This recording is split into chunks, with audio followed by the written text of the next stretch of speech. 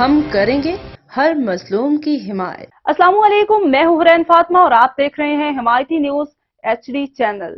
نظر ڈالتے ہیں آج کی اہم خبروں پر۔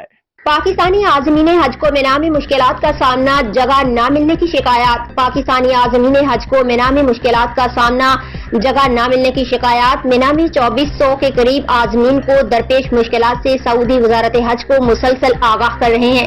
وزیر مذہبی امور AFP پاکستانی عازمین حج کو مینا میں مشکلات کا سامنا ہے اور جگہ نہ ملنے کی شکایات ہیں۔